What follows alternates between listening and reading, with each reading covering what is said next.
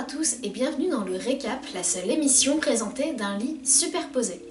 Alors, bienvenue dans ce deuxième récap. Alors, si j'ai fait tout comme il faut, vous avez eu un premier récap qui était un peu un condensé des différents récaps que j'avais déjà tournés, mais que j'ai pris que les parties où je parlais d'épisodes de séries, puisque j'ai changé le concept de cette émission YouTube, et je me suis dit que ce serait plus intéressant si je vous parlais que de séries, parce qu'en fait parler de télé ça m'intéressait pas tant que ça quand je le faisais au final. Pour vous réexpliquer le principe du récap, je vous parle des épisodes de séries que j'ai regardés, épisode par épisode, donc selon les notes que j'ai prises, je peux vous faire des résumés. Bon là, dans ce que j'ai pris comme notes, j'ai pas trop l'impression que j'ai fait vraiment de résumé, mais je vais un peu vous expliquer voilà ce qui s'est passé dans l'épisode, ce que j'en ai retenu, ce que j'ai aimé, ce que j'ai pas aimé, les impressions que j'ai eues, les théories que j'ai sur la suite. Voilà, c'est un peu vous faire vivre un peu avec moi comment j'ai perçu et ressenti les épisodes de séries que j'ai regardés. Et pour ceux qui n'ont pas Netflix, qui n'ont pas Amazon Prime et qui du coup n'ont pas forcément accès à ces séries-là, ça leur permet un peu d'y avoir un petit peu accès quelque part. Surtout dans les récaps que j'ai écrits plus tard, parce que là ceux-là c'est ceux que j'ai écrits il y a un petit bout de temps quand même. Et puis en plus de ça, pour ceux qui ont déjà regardé les séries, ça peut leur permettre de voir le point de vue que moi j'ai sur les séries, comment moi je l'ai perçu, et du coup de voir s'il y a des choses similaires, si j'ai vu des choses que n'ont pas remarqué. Voilà, en gros le principe du récap. Donc on va commencer tout de suite avec l'épisode 6 de la première saison de Breaking Bad. Donc comme j'ai expliqué dans le premier récap, j'ai voulu me mettre à Breaking Bad en fait, parce qu'il y avait le film Breaking Bad qui sortait sur Netflix. Au final je n'ai pas du tout terminé la série avant que le film sorte, parce que j'avais tellement de trucs à faire que j'ai pas eu trop le temps de regarder de série tout court. Et du coup j'ai regardé l'épisode 6. Alors ce que j'ai noté c'est que c'était un épisode excellent. Alors ça fait très bizarre de dire ça alors que je me souviens même plus de ce qui se passait dans cet épisode là précisément, parce que depuis que j'ai écrit ça, j'ai regardé d'autres épisodes, je suis passée à la saison 2 depuis.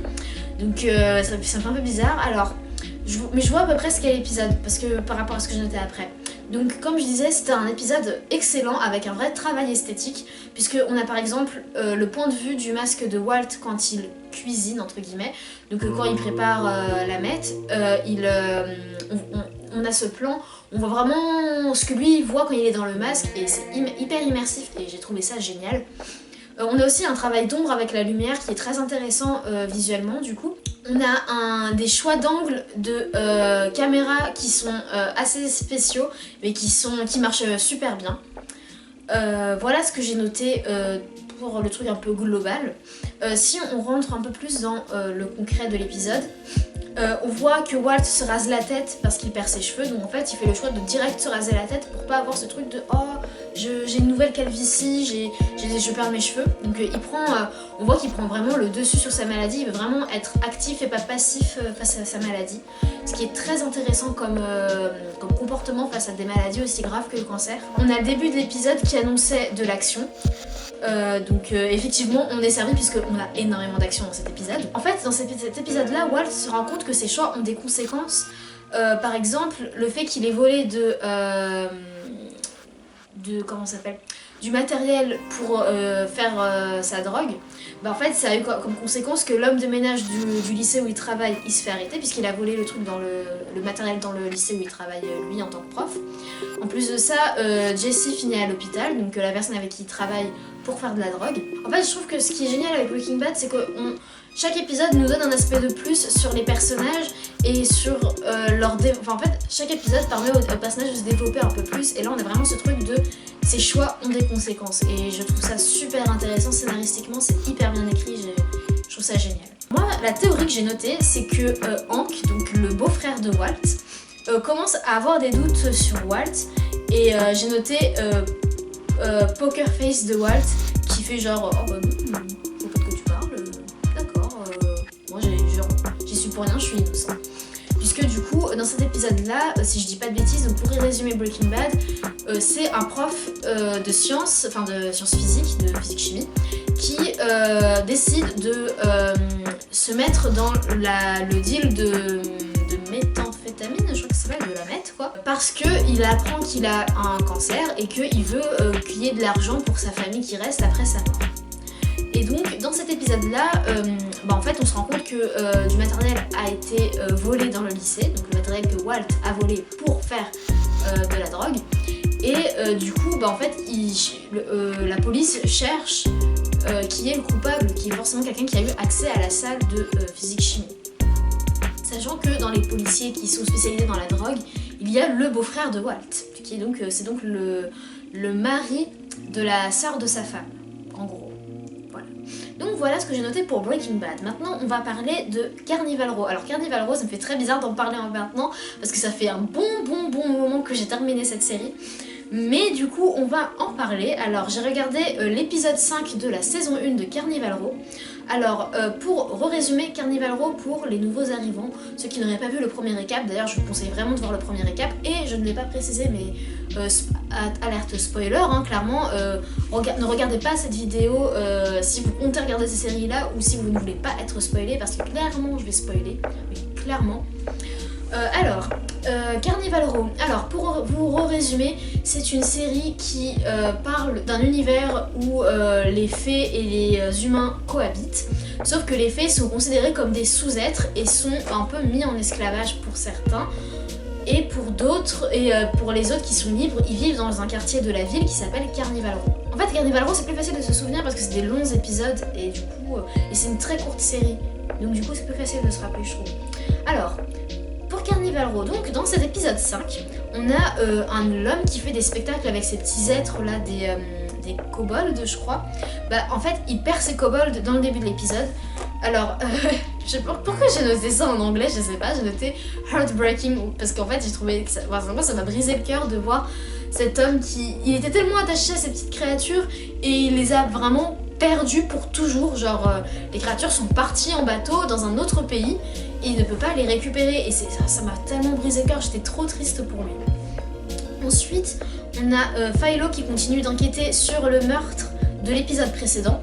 Et en fait, il comprend que la fée chanteuse qui avait été tuée était en fait sa mère. Pour le coup, ça, je l'avais pas du tout vu venir, c'est en regardant cet épisode-là que je me dis ah ouais, en fait c'est sa mère, mais sinon, jamais j'aurais fait le lien entre les deux. Finalement, il y a un arrangement qui se fait entre Imogen et son voisin. Imogen, pour vous rappeler, c'est la fille qui a un voisin qui est une créature magique, on va dire, et qui est très raciste, clairement. Et qui voulait finalement profiter de ce voisin-là pour se faire de l'argent puisque la fortune familiale est en train de partir en fumée. En gros, je sais pas si vous vous souvenez, mais dans un des épisodes précédents, le procureur, son fils avait été enlevé et en fait, au final, nous, en tant que spectateurs, on sait que c'est sa mère qui l'avait fait enlever. Et en fait, la mère avait porté le chapeau à l'opposant du procureur. Et en fait, la fille de cet opposant, qui s'appelle Sophie, va prendre le poste de son père au niveau de la politique de la ville. Et en fait, son discours est super choquant parce qu'en fait, elle parle des différences de couleurs, sachant que l'actrice qui joue ce rôle-là est métisse en plus, et qu'elle est entourée que d'hommes blancs. Et donc, pas que, mais beaucoup, en majorité en tout cas. Alors elle parle des différences de couleurs de peau chez les humains pour au final discréditer les créatures magiques, les fées, je sais pas si on dit comme ça en français, et en fait prendre les mêmes positions que son père sur le fait que les humains ne doivent surtout pas se mêler aux fées et que en gros c'est un positionnement hyper raciste. Et moi ça m'avait tellement, mais alors tellement choquée. Alors, voilà pour Carnival Row, une série que je vous conseille vraiment de regarder si vous en avez la possibilité. Voilà, c'est tout ce que j'ai noté là-dessus. Alors, je suis désolée, ça fait un peu pas très pro de dire c'est tout ce que j'ai noté en mode il manque des trucs, mais en fait, ça fait tellement longtemps que j'ai vu ça que du coup, j'ai pas forcément tout en tête. Mais bon, maintenant, on va passer à l'épisode suivant, pas du tout de Carnival Row, mais là, c'est l'épisode 10 de la première saison de Supernatural. Donc là, cet épisode-là, c'était un épisode où en fait, il y avait un asile qui était hanté, un ancien asile qui était hanté. C'était un épisode, encore une fois, super flippant, mais comme tous les épisodes de Supernatural. Pour vous résumer Supernatural, pour ceux qui ne connaîtraient pas cette série qui est quand même assez mythique, des séries fantastiques, Supernatural, ce sont deux frères qui enquêtent sur des phénomènes paranormaux et qui vont combattre ces phénomènes paranormaux, que ce soit des fantômes, des sorcières, des créatures cheloues. Voilà. Dans cet épisode-là, Sam ne comprend pas pourquoi Dean veut suivre les ordres de leur père, puisqu'en fait, ils sont à la recherche de leur père, ils se sont rendus compte que leur père est bien vivant, et en fait, il comprend pas pourquoi, en fait, Sam comprend pas pourquoi Dean est autant soumis à leur père et ne cherche pas à réfléchir un peu plus par lui-même quelque part. Donc ça c'est vraiment la différence entre les deux frères. Ensuite on a leur père qui téléphone à la fin de l'épisode. Encore une fois cet épisode est super flippant. J'ai noté qu'on a des références à Medium et à Ghost Whisperer, mais j'ai pas noté les références donc je ne m'en souviens plus.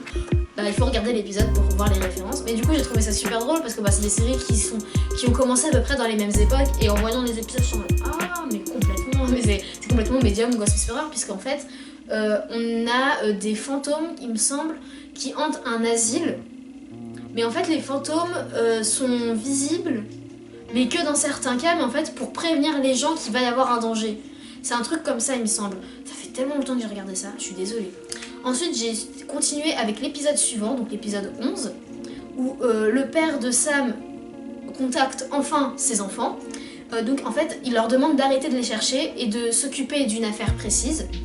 Alors Sam veut quand même aller retrouver leur père alors que Dean veut résoudre l'affaire.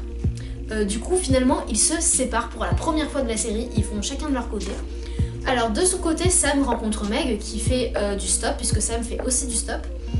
Sauf que, alors moi je l'ai tout de suite trouvé un peu chelou, un peu, je me suis dit, elle peut être un personnage qui les aide au final, mais elle a l'air un peu bizarre. Je sais pas, il y avait un truc qui me dérangeait un peu chez elle, et au final on se rend compte à la fin de l'épisode que c'est une méchante, parce qu'en fait c'est une sorcière qui tue quelqu'un à la fin de l'épisode, donc on se rend compte que c'est une méchante. Finalement, Sam va comprendre que Dean est un danger sur l'affaire qu'il est en train de résoudre, et il va partir le sauver.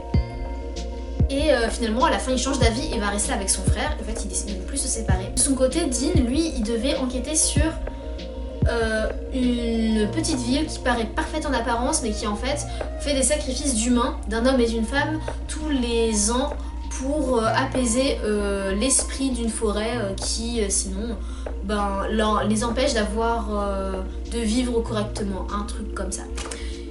Et du coup j'ai trouvé cet épisode étrangement moins flippant que les épisodes précédents de Supernatural, mais il était beaucoup plus surprenant et là on avance beaucoup plus sur l'histoire même des personnages avec l'arrivée de Meg, tout ça.